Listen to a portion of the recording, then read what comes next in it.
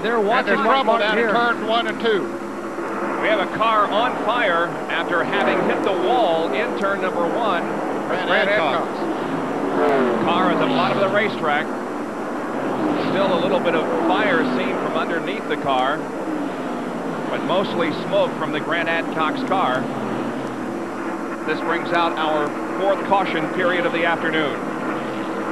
Safety vehicles arriving on the scene. This is down in between turns 1 and 2. Now Dale Earnhardt is racing Rusty Wallace back to the start-finish line. He wants to keep him that 2 laps down, so he's got to run hard. His crew has told him where the trouble is on the racetrack, so he does beat Rusty Wallace back to the start-finish line, keeps Wallace 2 laps down. Both drivers get on the brakes to slow and go by the scene of the accident. We'll replay it and get just the tail end of Grant Adcox sliding down the banking after touching the wall. Well, he's not touched the wall. He's hit it awfully hard with the right front. And it appears as though he's knocked an oil line or something, because there is some oil spewing on the exhaust system on the car. That's where the fire is coming from. That quickly extinguishes when the car is stopped. 5th caution period of the afternoon. Grant Adcox hit the wall over in turn number 2. There was some fire seen at the conclusion of the crash, but it quickly was extinguished. And now the safety crews work on extracting Grant Adcox from the car. We see them with the jaws of life peeling the roof of the car back. They're trying to bend it. You see they're beating, they're trying to bend the roof so they can, now there it's bending. Now they're finally able to where they can get down to Grant to extricate him straight up out of the race car.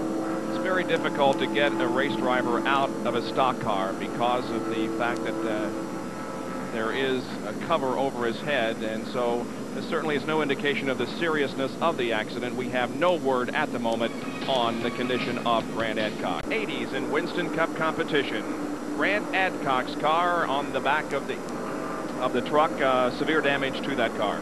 There we see the right side. We can see just how hard did Grant hit that wall. You know, and my brother-in-law was explaining to me the other day, he was about how he fell out of the bleachers at a football game. And it was about 2 stories up. And I said, you just described to me what it feels like to hit the wall in a race car running about 150 miles an hour. Yeah. It's something that most of us will never experience, thank goodness. All the air leaves your body. When you hit, all the air leaves your body. And honest, if you're okay, it takes about 2 minutes before you can really get a decent breath. You're trying to breathe. Please, I hope, you know, that's one reason I quit, folks. I never got used to that feeling. Isn't it a lot safer and a lot more fun up here? Oh, it's a lot of fun. Thank you very much. While we have the opportunity, let's just say thanks to all the people who have made our 1980. Grant Adcox is being airlifted to an Atlanta hospital. He has suffered injuries in a crash up in turn number 2. He has been treated at the Infield Medical Center, and now he is being airlifted to the hospital. We have no specific word on his injuries or his exact condition. All that we do know is that he is being airlifted from the racetrack to a hospital. The Atlanta Journal 500 was marred by the first Winston Cup fatality in 5 years. Grant Adcox was competing in his 3rd Winston Cup race this year. On the 198th lap, his car suddenly darted to the right, hitting the wall with great force. A small oil fire quickly extinguished itself. It took rescue workers nearly 12 minutes working with the jaws of life to peel the roof off the car and get Grant out. After treatment at the Infield Medical Center, he was airlifted to Georgia Baptist Hospital in Atlanta, where he was pronounced dead of head and chest injuries. Driving for his father Herb, with whom he owned a car dealership, Adcox gained most of his racing fame in ARCA.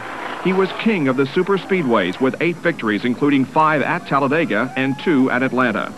He had planned to continue his career, which began in 1968 in the NASCAR Grand National Division. Grant Adcox was 39.